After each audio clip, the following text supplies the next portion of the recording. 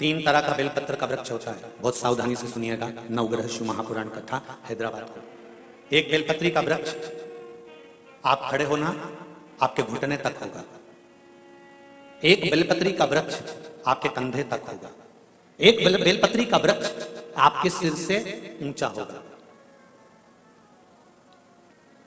गौरी, कात्यायनी और महालक्ष्मी, तीन बेलपत्री के वृक्ष की अवस्था रहती है। कौन से बेलपत्री के वृक्ष से पत्तियों को तोड़ा जाता है? जम के बोलो जरा, कौन से बेलपत्री के वृक्ष से पत्तियों को लिया जाता है? गौरी से? बोलो जरा। नहीं। कात्यायनी से? नहीं। बेलपत्री की पत्तियों को लिया जाता है महालक्ष्मी से। किससे लिया जाता है? महालक्ष्मी से, जो तुम्हारे सिर से ऊपर हो, जिसकी छाया तुम पर पड़ रही हो। ऐसा वृक्ष बड़ा वृक्ष होना चाहिए, जिससे पत्ती को लेकर जब हम शंकर भगवान को समर्पित करते हैं तो लक्ष्मी को जब हम लेकर आते हैं और भगवान शंकर को जब देते हैं और उस पत्ती को हम वापिस जब उठाते हैं तो भगवान महालक्ष्मी को अपने घर में प्रदान कर देता है। ऐसी वृक्ष से पत्तियों को लेना चाहिए। पर आज के जमाने में लोग इतने समझदार हो गए, बड़े वृक्ष से कौन पत्ती तोड़ने जाए, छोटे छोटे वृक्ष लगे, उन छोटे से वृक्ष में से पत्ती तोड़ ली, छोटी सी पत्ती तोड़ ली। अरे शास्त्र कहता है, यहां तक वर्णन करता है शास्त्र, अगर आपके घर में तुलसी का पौधा छोटा है तो वो कुमार अवस्था का होगा। वो तुलसी का पौधा जब घेर घमोर हो जाता है तब अखंड सौभाग्य को देने वाला हो जाता है। उसमें से पत्तियों को उतारा जा सकता है, उसमें से आप कोपल को उतार सकते हो, उसमें से पत्ती को आप उतार सकते हो। उसी तरह बेलपत्री के वृक्ष में भी जो वृक्ष लक्ष्मी महालक्ष्मी का तुल्य हो, उसमें से आप बेलपत्र को उतार सकते हो। छोटे छोटे वृक्ष की पत्ती को तोड़ना ये उसमें का है जैसे छोटी अवस्था की कन्या के साथ में अपशब्द कहना, ताने देना या उसको आड़ा टेढ़ा कह देना।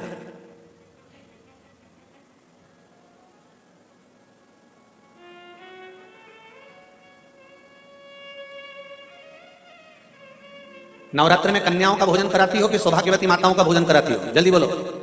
कन्याओं का। तो सौभाग्यवती को कराने में क्या दिक्कत है? नवरात्र में सौभाग्यवती को भोजन कराने में क्या दिक्कत है? पर दुनिया के लोग कहते हैं कि नवरात्र में कुंवारी कन्याओं का भोजन कराना चाहिए। और जब सौभाग्यवती माताओं का भोजन होता है, सुहागन करते हो, जब तुम्हारे घर में जब सुवासनी करते हो, सौभाग्यवती माताओं का भोजन करते हो, तब कुंवारी कन्या का भोजन कराते हो क्या? नहीं, उस समय सुहागन माताओं का भोजन होना जरूरी है। ये एक अवस्था होती है कि कब कुंवारी कन्या को भोजन कराना है, कब सौभाग्यवती को भोजन कराना है, कब बटुकों को भोजन कराना है, कब ब्राह्मणों को भोजन कराना है, कब ब्राह्मण के बच्चे को भोजन कराना है, कभी साधु संत सन्यासी तपस्वी साधक उपासक को भोजन कराना है। एक समय की अवस्था होती है। जैसे जिसकी पत्रिका में मंगल होता है, जिसकी राशि के अंतर्गत मंगल होता है और उसका विवाह नहीं हो रहा, या मंगल होने के कारण उसको तकलीफ आ रही है, या विवाह हो भी गया तो संबंध टूटने जैसा हो गया, कहीं कहीं अदालत में कार्रवाई चलने लगी, कहीं कहीं विवाह जैसी स्पर्धा उत्पन्न हो गई, कहीं कहीं विवाद सामने आ गया, तो उसको कुछ नहीं करना चाहिए। अगर बाजार जाए, अगर मूंगा किसी की अंगूठी में लगा हुआ हो, या मूंगा कहीं उसके घर में पड़ा हो, या मूंगे की माला पड़ी हुई हो, उस मूंगे का पानी, मूंगे को पानी में डाल दो और उसका पानी शंकर भगवान को मात्र 31 दिन तक लगातार चलाना प्रारंभ कर दे। अदालत में केस बंद हो जाएगा, पति पत्नी वापस एक जैसे हो जाएंगे, वापस जुड़ जाएंगे। और अगर विवाह नहीं हो रहा है तो मंगल राशि वाले का अगर विवाह भी नहीं हो रहा है तो मंगल विवाह आनंद के साथ पूर्ण होगा।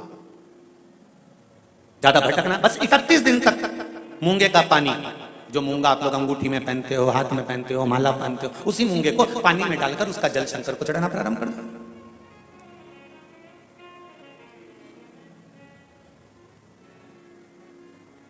मूंगे के शिवलिंग का निर्माण किस देवता ने करा था? लिंग पुराण में आता है, शिव महापुराण में भी है। अगर आपके घर में गीता प्रेस गोरखपुर की शिव महापुराण की कथा हो तो उसमें भी पढ़िएगा कि किस किस देवता ने कौन कौन सा शिवलिंग का निर्माण किया है। मूंगे के शिवलिंग का निर्माण सर्पों ने करा था।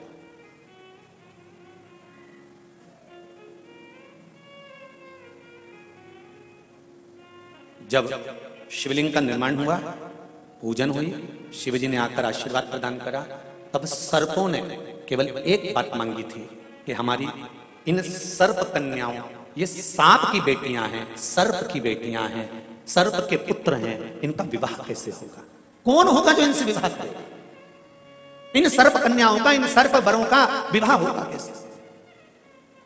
शंकर भगवान ने कहा तुम चिंता मत करो, तुमने मूंगे का शिवलिंग का निर्माण कर मेरी पूजन करी है, जब जब एक लोटा जल समर्पित होगा और जो हृदय से मुझे चढ़ाएगा, उस कन्या के विवाह का, उस वर के विवाह का भार मेरे माथे पर आ जाएगा और मंगल विवाह मैं करूंगा। ये शिव वचन है।